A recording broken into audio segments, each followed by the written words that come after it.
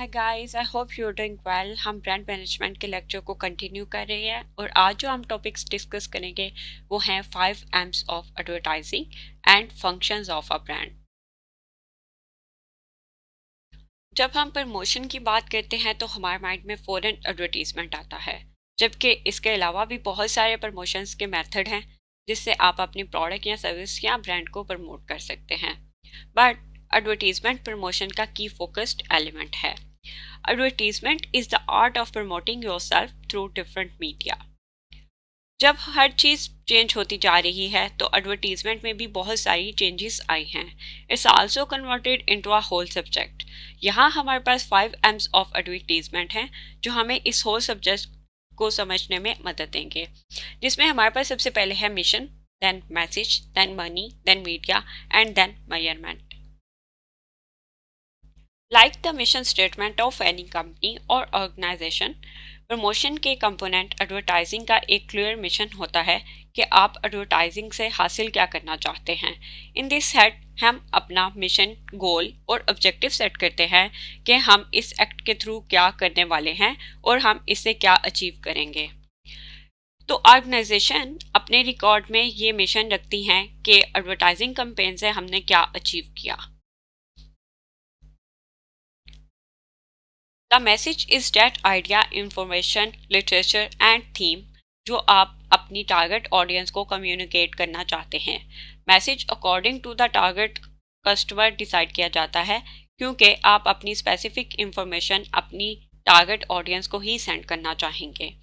इसमें इम्पोर्टेंट बात यह है कि जब आप अपना एडवर्टीजमेंट सोर्स चेंज करेंगे तो आपका मैसेज भी चेंज हो जाएगा। नेक्स्ट हम देखते हैं मनी। आपकी एडवर्टीजमेंट में टाइम तो इम्पोर्टेंट होता ही है, पर आप बजट को किस तरह इग्नोर कर सकते हैं। Money is also critical decision while going for advertisement. Different media different cost charge करता है। इंटरनेट एडवर्टाइजिंग के लिए सबसे चीप मीडिया है, पर ज़रूरी नहीं कि हर कोई इंटरनेट यूज़ करता हो।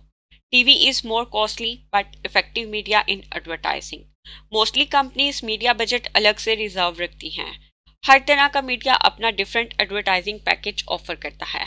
फॉर एग्जांपल, न्यूज़पेपर के पास डिफरेंट एडवर्टाइजिंग पैकेजेस होते हैं और according to time TV channels के डिफरेंट पैकेजेस होते हैं।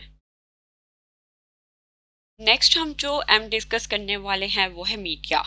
Definitely selection of a media is most important component in advertisement. हमारे पास बहुत सारे मीडिया हैं एडवर्टीजमेंट के लिए, लेकिन इनकी सिलेक्शन क्रिटिकल होती है कि कौन से मीडिया को यूज़ किया जाए।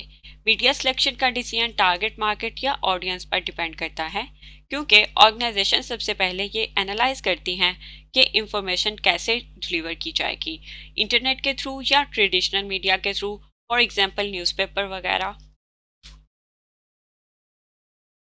लास्ट हमारे पास जो एम ऑफ एडवर्टाइजिंग है वो है measurement.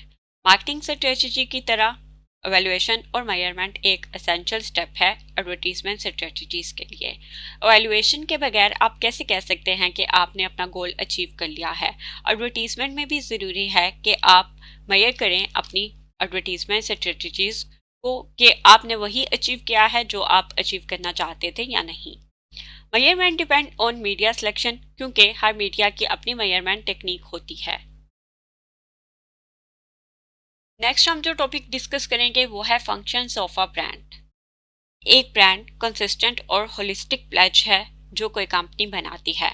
The face a company presents to the world. एक ब्रांड प्रोडक्ट्स और सर्विसेज के लिए अनमिस्टेकेबल और रिकग्नाइजेबल सिंबल है। ये बिजनेस कार्ड के तौर पर काम करती है। एक कंपनी कम्पेटिटिव सीन्स पर मुनाफा बख्शती है ताकि अपने आप को बाकियों से अलग रख सके। इस तरह से डिफ्रेंशिएट करने के अलावा एक brand consumers, shareholders, stakeholders, society और दुनिया को एक बहुत बड़ी क्वांटिटी में प्रोडक्ट्स या कंपनी में शामिल तमाम वैल्यूज़ और बिहेवियर्स को इन तक पहुंचाती है। एक ब्रांड कंज्यूमर्स और कंपनीज के लिए की फंक्शंस को फुलफिल करती है। और हमारे पास अभी जो दो तरह के फंक्शंस हैं ब्रांड के, एक है फॉर कंज्यूमर्स और एक है फॉर अ कंपनीज पर्सपेक्टिव। तो नेक्स्ट हम देखते हैं the functions of a brand for consumers. Brands communication और आइडेंटिफिकेशन में एक अहम रोल प्ले करती हैं। दे ऑफर गाइडेंस, ये एक्सपेक्टेशंस ऑफ क्वालिटी कन्वे करती हैं और परचेज डिसीजन में हेल्प करती हैं। ब्रांड्स कंज्यूमर के लिए प्रोडक्ट रिलेटेड इंफॉर्मेशन को इजी और अंडरस्टैंडेबल बनाती हैं। परसीव परचेजिंग रिस्क को मिनिमाइज करती हैं, जो कि एक long term trust based relationship build करने में हेल्प करती है। ब्रांड सोशल बिजनेस कार्ड की तरह भी सर्व करती हैं। सर्टेन ग्रुप्स में मेंबरशिप एक्सप्रेस करती हैं। For example premium brands destruction और प्रेस्टीज का एहसास पैदा कर सकते हैं। सर्टेन ब्रांड्स को कंज्यूम करने का मतलब सर्टेन वैल्यूज से कम्युनिकेशन है। खास ब्रांड का इंतखाब करके कंज्यूमर जाहिर करता है कि वो सर्टेन वैल्यूज को एक्सेप्ट करता है। ब्रांड्स आइडेंटिटी फॉर्मेशन का एक टूल बन जाती हैं। परचेजिंग रिस्क में कमी रिलेशनशिप ऑफ ट्रस्ट की बुनियाद रखती है, जिससे किसी कंपनी को कंज्यूमर लैशिंग में रोल प्ले करने में मदद मिलती है।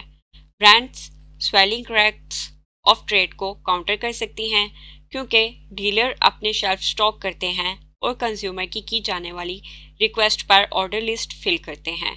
स्ट्रॉन्ग ब्रांड सेल्स लेवल और मार्केट शेयर को कंसिस्टेंट रखते हैं और शॉर्ट टर्म स्पेशल प्रमोशन पर लेस डिपेंड करते हैं।